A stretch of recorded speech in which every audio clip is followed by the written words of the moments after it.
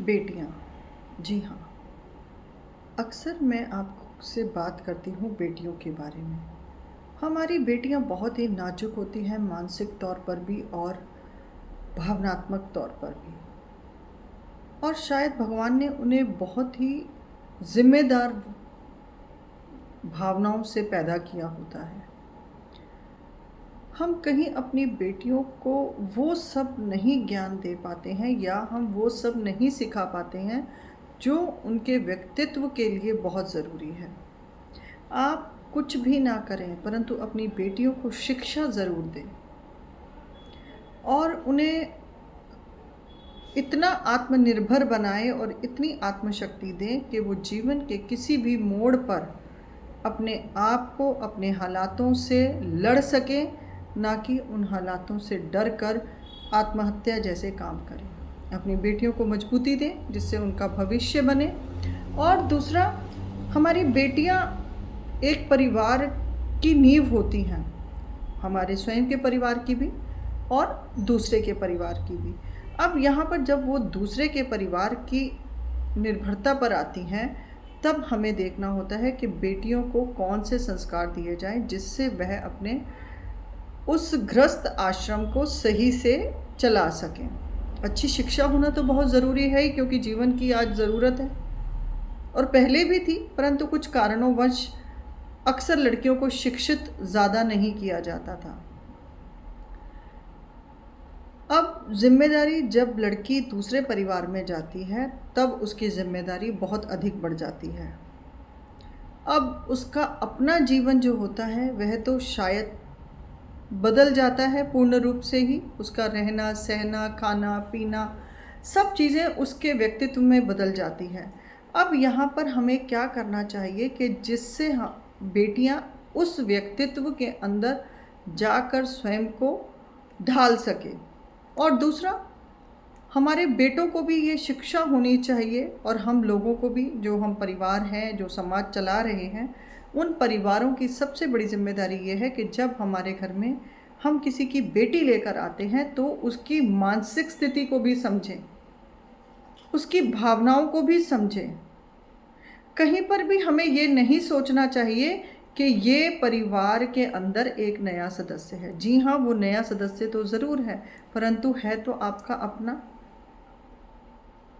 आप कितनी चीज़ें करते हैं एक रिश्ते को बनाने के लिए, और उस रिश्ते की जो मर्यादा होती है उसको निभाने में कहीं ना कहीं हम सभी आज चूक रहे हैं।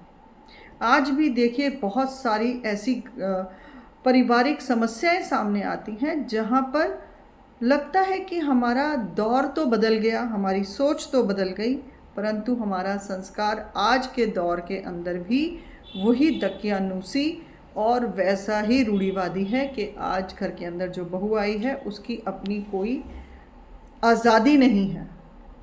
वह अपने मन से खाना नहीं खा सकती, वह अपने मन से सो नहीं सकती, उसके ऊपर एक बर्डन डाल दिया जाता है। क्यों?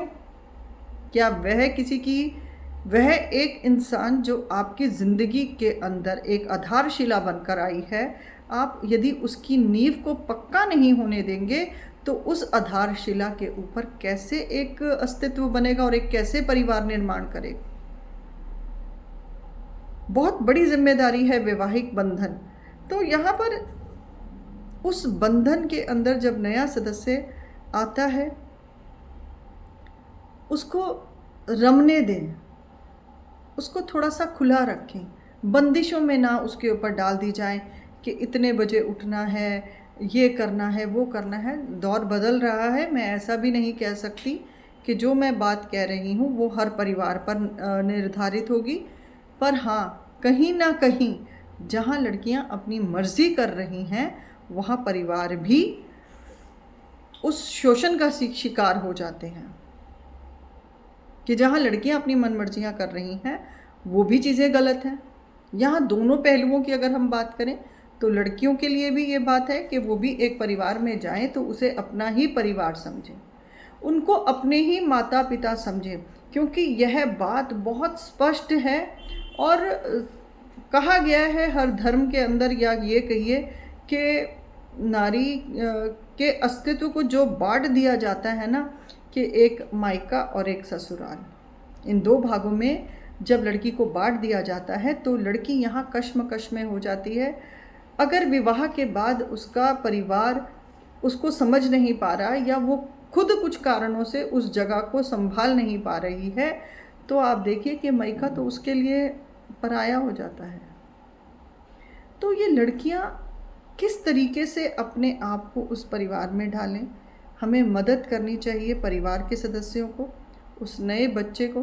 क्योंकि कल मैंने एक वीडियो देखा था तो उसने शादी के ऊपर बड़े ही लड़की ने बड़ा ही जैसे दुख उसने अपना जाहिर किया। तो लगता है कि जब हम इतनी आधुनिकता में आ चुके हैं, इतनी चीज़ें हम अपने जीवन में बदल चुके हैं, तो आज ये सब चीज़ों के पीछे भी हमारे परिवार कलेशों में है। इन्हें बदलना होगा क्योंकि यही समाज का निर्माण करेंगे और इनका अच्छा निर्माण होगा तभी अच्छा परिवार भी बनेगा। तो हमें इन सब के ऊपर ध्यान देना चाहिए और कोशिश करनी चाहिए कि परिवार के अंदर जब भी कोई नया सदस्य आए तो थोड़ा सा उसको उसके मन की, उसकी भावनाओं को समझकर उसको जीने के लिए थोड़ी सी आज़ादी दें कि वह उस माहौल को अपना समझे और उसके अंदर अपने आप को एडजस्ट कर सके। और उस लड़की को भी चाहिए, और हाँ, इसमें एक पति का रोल, मतलब उस लड़के को भी माता पिता को समझाना चाहिए कि उस परिवार के अंदर वह लड़की उसकी एक जिम्मेदारी ही नहीं, उसकी जिम्मेदारी के साथ साथ उसके जीवन का एक अनमोल रिश्ता भी है। सिर्फ शादी ये कर देकर नहीं टाल दी जा सकती कि विवाह कर लिया, ठीक है, ये जिम्मेदारी और वो जिम्मेदारी नहीं। जिम्मेदारियों का बोझ दोनों के ऊपर बराबर ही होता है।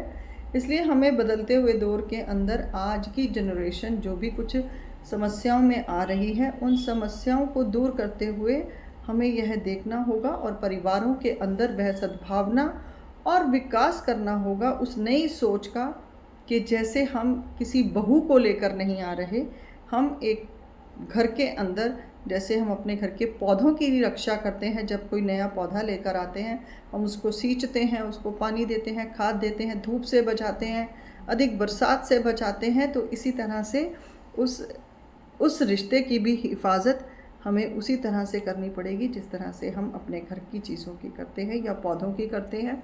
या ये कहिए कि जैसे हम चीज़ें नहीं कह सकते, यहाँ पर मैं क्षमा मांगूंगी क्योंकि एक इंसान ईश्वर की अनमोल धरोहर है, तो हमें उन सब चीज़ों को समझना चाहिए और प्रेम पूर्वक अपने जीवन का निर्वाह करना चाहिए। ये समझें कि बहू नहीं, आपके परिवार का एक हिस्सा है जो आपके परिवार की एक आधारशिला है।